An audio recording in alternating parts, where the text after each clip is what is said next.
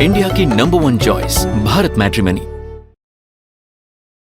लेकिन ये खबर देखिए जरा, पुतिन के भारत दौरे से चिढ़ा पाकिस्तान। असीम मुनीर ने चीन के अरुणाचल वाले बयान का समर्थन किया। पाकिस्तान ने चीन के पक्ष में खुला स्टैंड लिया।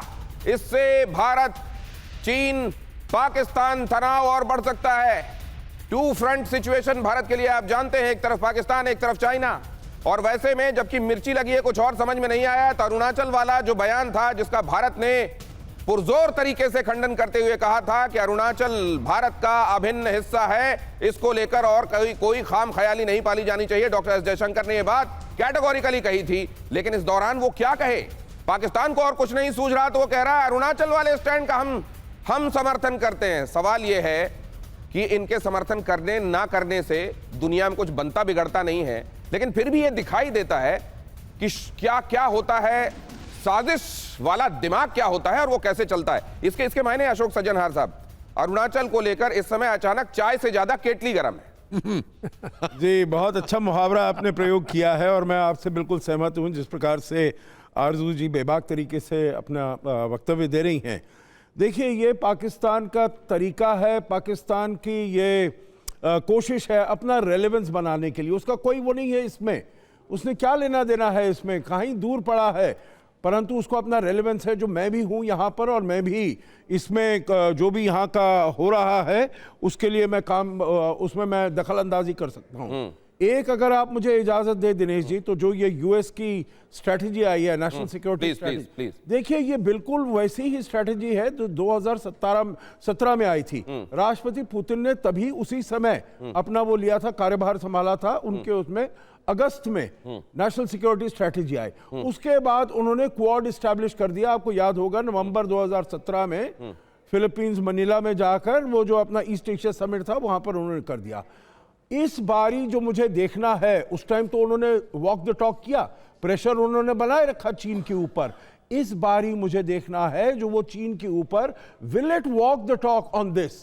क्योंकि देखिए भारत का आप कहते हैं इतना बड़ा बहुत अच्छा हमारा मित्र है, 50% आपने टैरिफ लगाया हुआ है, तो आपके उसमें आप शायद प्रेसिडेंट ट्रम्प कहना चाह रहे थे, वो उस समय प्रेसिडेंट पुतिन, तो थोड़ा सा हमको संदर्भ समझने में कठिनाई। आप ये कह रहे हैं कि पिछली बार जब ट्रम्प आए थे तब भी इसी तरह की पॉलिसी आई थी, चाइना को एडवाइजरी बताया गया था, लेकिन will they walk the talk? एक टाइम, क्योंकि इस टाइम उन्होंने कहा भारत हमारा बड़ा अच्छा दोस्त है, राष्ट्रपति ट्रंप ने कहा है अमेरिका की स्ट्रेटजी में। पर ये कौन सा अच्छा दोस्त है जो आपने सबसे ज्यादा 50% आपने टैरिफ लगा दिया है, और आपके जो ये मिनियंस हैं, अटैक डॉग्स हैं, आप भारत के लिए ऐसे शब्दों का प्रयोग करते हैं। तो इसीलिए आपको ये देखना पड़ेगा जो आप लिखते हो उसको आप अपने काम करने में भी कैसे उसको आप करते हो, आगे जो बोल रहे हैं आप वो आपके काम करने में भी परिलक्षित होता है क्या, या शब्दों तक सीमित रहता है? लेकिन इधर देखिए, पुतिन के दौरे के बीच क्रेमलिन का बयान, समझौता नहीं हुआ तो ऑपरेशन जारी रहेगा, स्पेशल मिलिट्री ऑपरेशन जारी रहेगा, यूक्रेन में ऑपरेशन तेज करेंगे। क्रेमलिन ने कहा अगर समझौता नहीं हुआ तो ऑपरेशन और तेज होगा। यानी आने वाले दिनों का, आप जानते हैं शांति को लेकर प्रतिबद्धता यहां दोहराई गई, महात्मा गांधी की समाधि पर भी गए, लेकिन साथ में भगवत गीता को भी माथे से लगाया। अब जरा जिस तरीके से भगवान कृष्ण ने युद्ध के मैदान में अर्जुन को संदेश दिया था, मैं जरा समझना चाहता हूं कि यहां भी भगवत गीता असल में गाइड करने वाली है क्या पुतिन साहब को, जनरल कुलकर्णी? बिल्कुल, और वो भी रूसी भाषा में ट्रांसलेट करके पुतिन को दी है।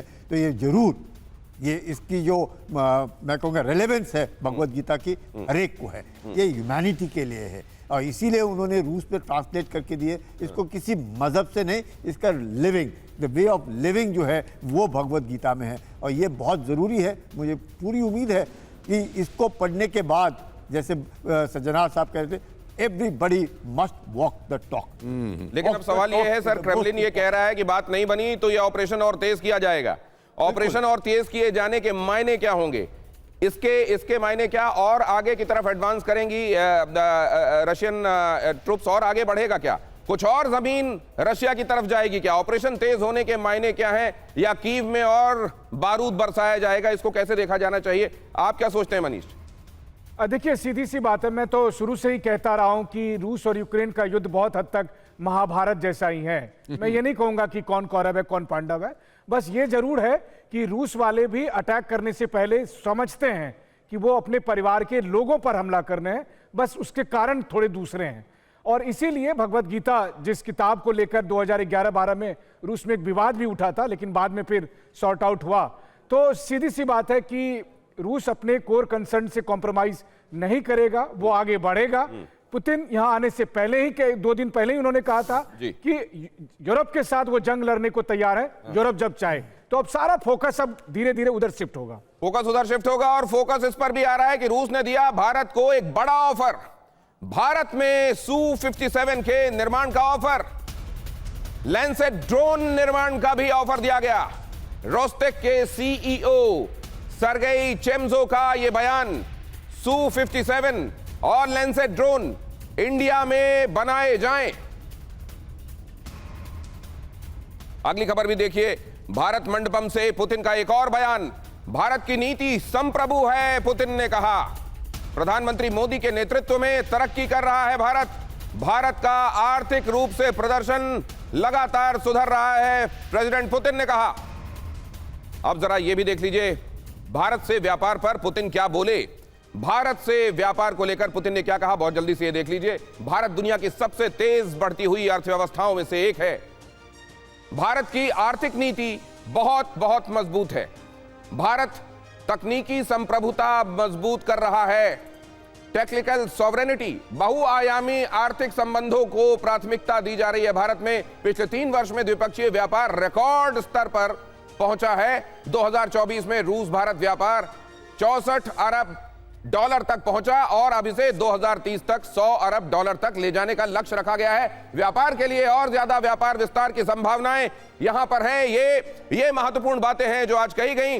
आगे आपको यह भी बता दें कि आज ये प्रेसिडेंट हाउस में डिनर के मायने क्या हैं, क्या वहां पर भी कुछ ऐसा हो सकता है जिसके मायने भारत रूस संबंधों और उनके बीच में बाइलैटरल जो इश्यूज हैं उनको और नए सोपान पर ले जाने में क्या वो भी एक महत्वपूर्ण हिस्सा होगा, या वहां पर होने वाला है केवल डिनर। और ये कर्टसी डिनर, ये उनके स्वागत में रात्रि भोज से ज्यादा इसको समझा जाना चाहिए नहीं। हमारी संवाददाताएं प्रगति और हमारे संवाददाता प्रीति रघुनंदन, हमारे संवाददाता वहां से जुड़ी हुई हैं, वो आपको आगे बताती रहेंगे। मेरे मेहमानों का बहुत धन्यवाद करता हूं। इंडिया की नंबर 1 चॉइस भारत मैट्रिमनी।